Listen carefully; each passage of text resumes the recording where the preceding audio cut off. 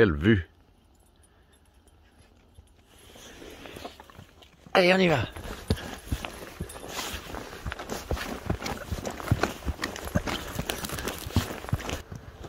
Bienvenue dans le haut désert du Canada. Je vous amène pour une petite vidéo de boondocking dans cette suite de mon nouveau chapitre de vie nomade. Je suis avec Léo évidemment et on va explorer ces contrées-là magnifiques. Je pense qu'on va voir juste au-dessus de cette montagne.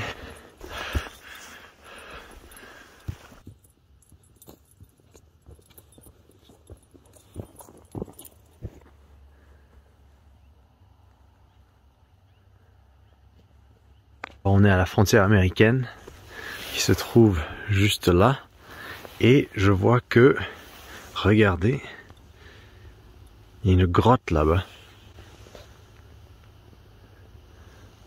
Donc ça pourrait être une mauvaise idée, mais et si on allait explorer cette grotte? Je dois dire que je suis assez misérable dans ce froid là, mais les seuls moments où je suis moins misérable, c'est en prenant des marches, donc toutes les 2 heures environ, au grand plaisir de Léo, on va faire une rando. Et ici, c'est pas les montées qui manquent, donc on se fait des montées de montagne, on redescend, on remonte, on redescend et ça nous tient au chaud. C'est la version gratuite de se chauffer. Hé le petit bébé!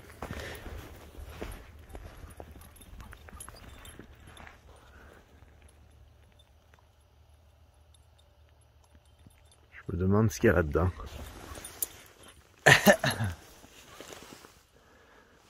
Est-ce qu'il y a une bête qui vit là-dedans? La curiosité sera toujours le plus grand défaut des humains.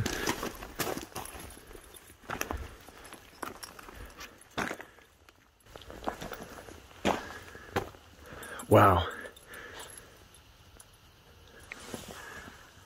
Alors je me demande c'est quoi l'histoire de ce rocher ici.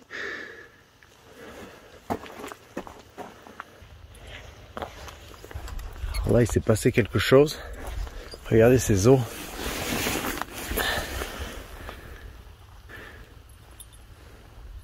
Soit une vache, soit un wapiti. Probablement une vache. Regardez ce fémur, cette épaule. Waouh! C'est incroyable. On est dans un kill site ici. On est dans un site soit de cougar je dirais, ou de loup. Je sais plus quel animal nettoie les eaux, mais de manière si précise. Et la frontière américaine juste ici. Bon, on va s'éloigner un peu de cet endroit. Et le petit Lily.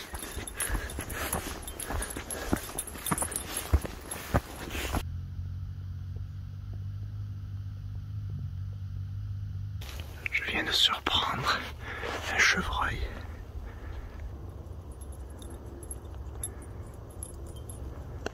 Léo ne l'a pas vu.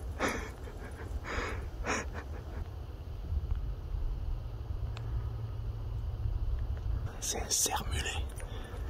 Je suis contre le vent, il est en train de me regarder.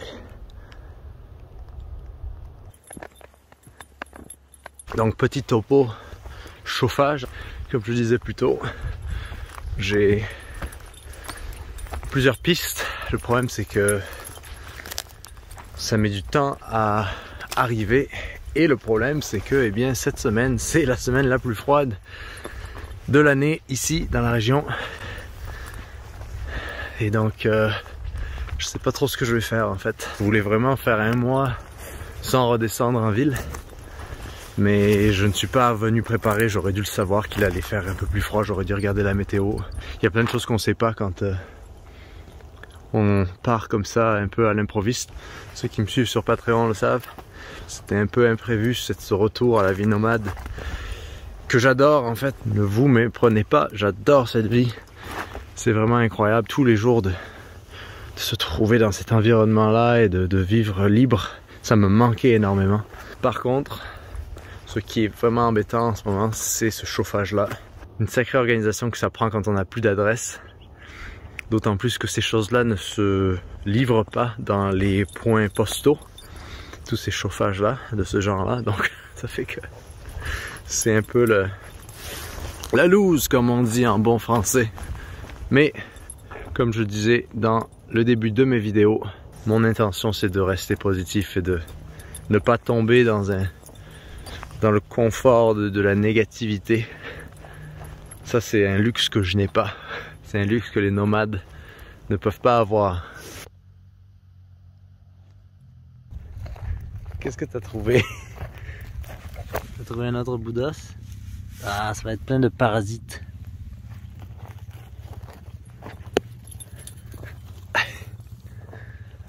Alors voilà notre campement. Quelle journée magnifique aujourd'hui. On se réchauffe alors qu'ils annoncent un grand froid qui arrive.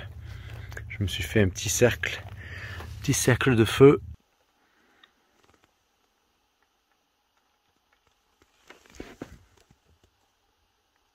On se fait à manger. Alors ce qui est très très cool dans ce campeur ici, dans cette roulotte, et Léo il adore ça, c'est qu'on a une exposition au soleil incroyable. Il y a tellement de soleil qui rentre, il fait juste 3 degrés dehors. Les nuits sont fraîches, mais les journées quand il y a ce soleil, j'arrive à m'orienter comme je veux, vu que la roulotte je peux la mettre comme je veux. Et voilà le résultat. Il n'y a pas de chauffage. Et on est très confortable. Bon après ça dure juste pendant la journée. C'est le matin et surtout la soirée qui est longue.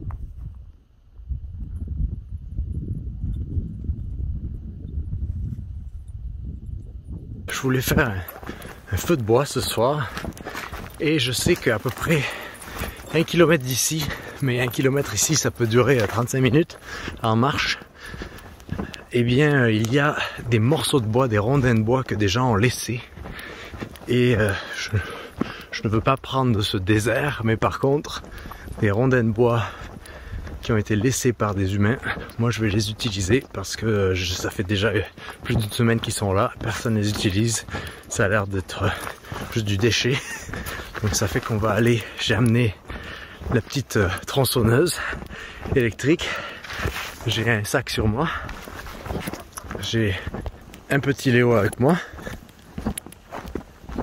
et on va aller récupérer ce bois, essayer de prendre le plus qu'on peut dans notre sac à dos et se faire un petit feu ce soir pour se cuisiner un steak de chevreuil que j'ai chassé il y a plusieurs mois maintenant pour un peu couronner le tout, se réchauffer parce que il y en a marre d'être misérable dans le froid. Il faut se réchauffer, il faut être actif, c'est ça que les gens faisaient avant quand il n'y avait pas de chauffage. On va se réchauffer de cette manière-là.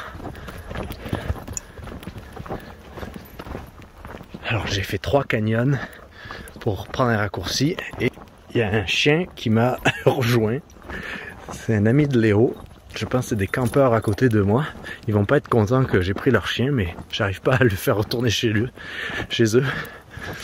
Ce qui me donne envie d'avoir un deuxième chien, comme je le disais. Pour le petit Léli, qu'est-ce que c'est cool d'avoir 2 chiens. Ça augmente encore plus l'expérience de la nature. D'explorer dehors. Et ils ont l'air d'être trop potes en fait, ils sont vraiment bien copains tous les deux. Alors c'est là que le spot j'avais vu. Oui, c'était là où j'étais campé au début. Et voilà le petit bois. Donc on va voir combien on peut prendre.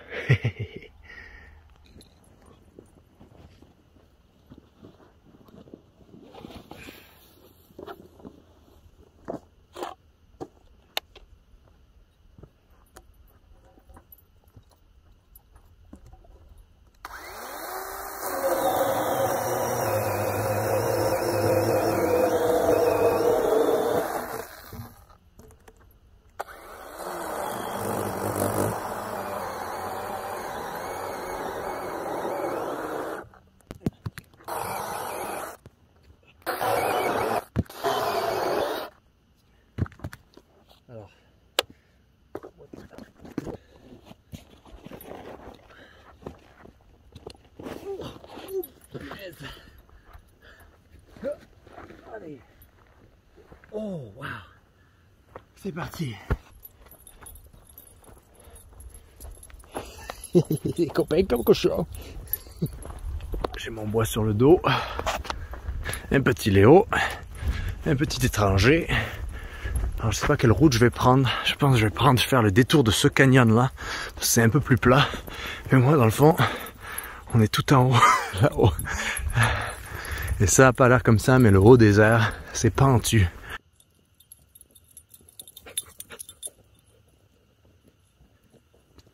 Si seulement Léo pouvait avoir un petit traîneau pour porter du bois. Il faut se garder en forme, et quand on est nomade, il y a plein de manières de rester en forme. Tout en joignant l'utile. J'allais dire à l'agréable, mais pas vraiment. Quoique, il y a beaucoup de fun à avoir dans ces petites aventures-là. C'est très satisfaisant. Regardez ce ciel. Et on est arrivé à la maison. Le petit Lily, il a trouvé un os.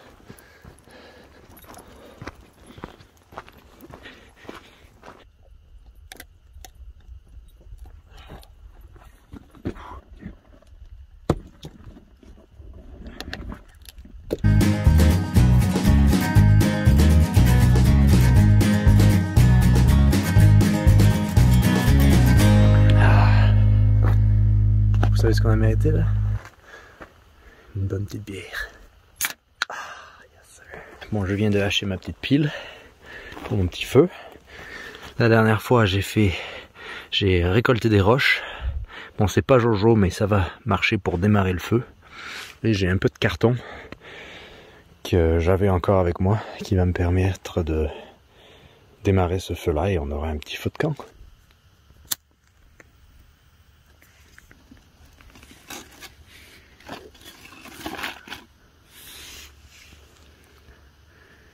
Allez les petits, vous voyez, on n'a même pas besoin de l'allume-feu. Merci l'oxygène.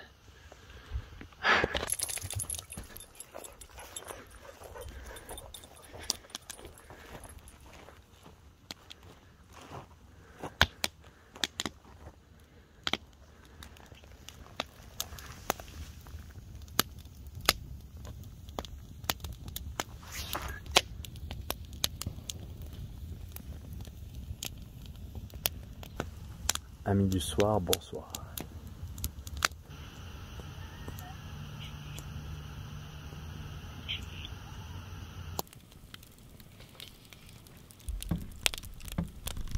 Alors on a les petites patates qui sont presque prêtes. Ah, pas encore. Oh, c'est chaud. Une belle petite pièce de viande.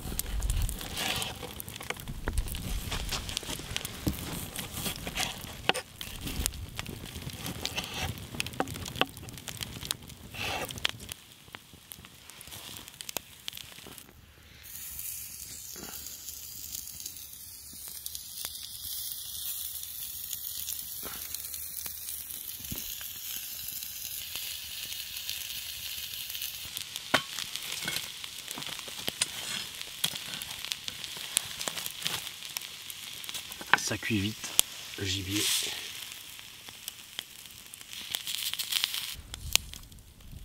Oh yeah, oh yeah. On y est là. Ça y est. Ça va être très bon. Oh, ça sent bon la patate. Oh, ça va se manger à la cuillère. Magnifique. Un peu d'huile d'olive. Oh oui. Oh oui. Et maintenant, on va prendre nos petites pièces de viande. Oh, elles sont magnifiques. C'est magnifique. C'est magnifique. Et celles-là, je pense qu'on va les remettre à cuire comme ça.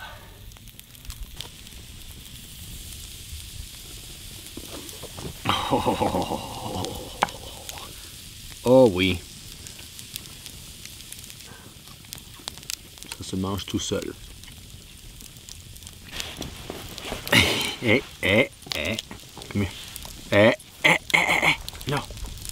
Come here. Sit. Tu veux un peu de chevreuil? Regarde-moi. Ça c'est un gentil puppy. Hein. Ça c'est très gentil. Ça c'est un très gentil puppy. Il faut que je fasse attention parce que Léo c'est le genre à manger votre viande quand vous regardez pas. Oh oui. Je pense que je vais lui donner une petite patate parce qu'il est quand même gentil. Oh.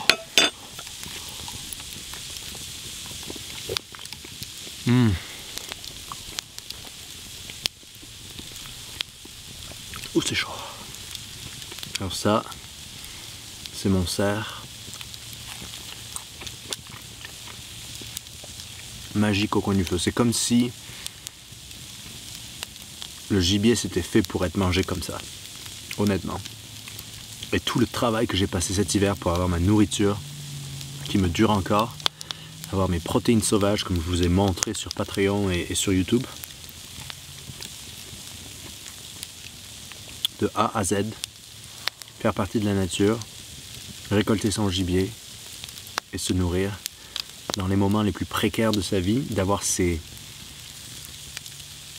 skills, d'avoir ces capacités-là d'apprentissage et de découverte.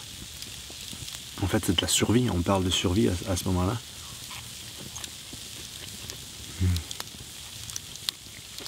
Ça, c'est un gentil puppy. L'avantage quand on cuisine comme ça, c'est qu'il y a très peu de vaisselle à faire. Un peu de cancer dans la bouche. Il mérite encore un peu de sel. Bon, je vais pas me filmer en train de manger, mais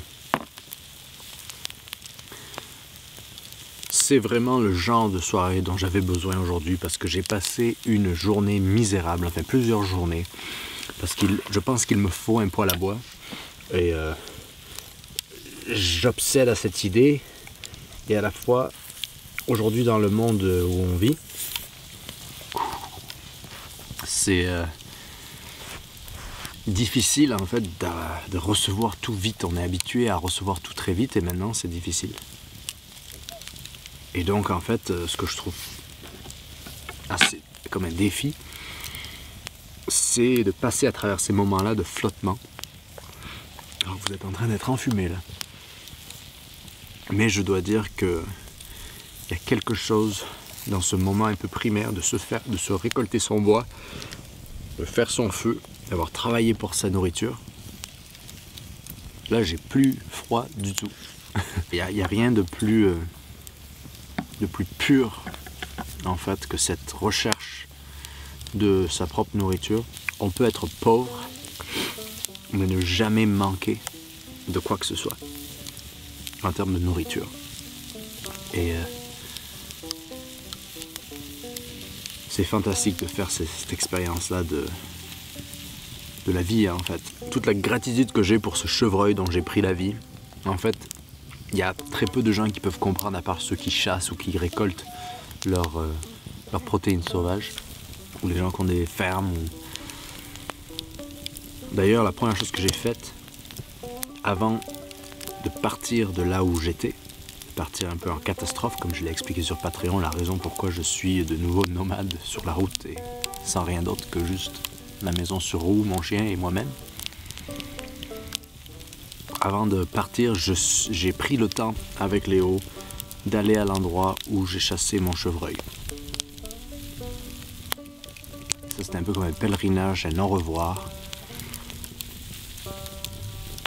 Et ensuite, je suis parti. Bon, je vais manger parce que c'est en train d'être froid, de refroidir. Mais heureux d'avoir partagé ça avec vous. À ceux que ça intéresse, je pourrais très très bien partager tout ça en vrai. Un jour peut-être. Mais pour l'instant, c'est en vidéo. Mais ouais, donc j'espère que vous avez passé un bon moment avec moi. Et je vous dis à la prochaine. Portez-vous bien. Merci à tous les Patreons, encore une fois, qui supportent mes aventures. et à qui je veux montrer encore plus. Et on se dit à la prochaine vidéo. Portez-vous bien. Ciao.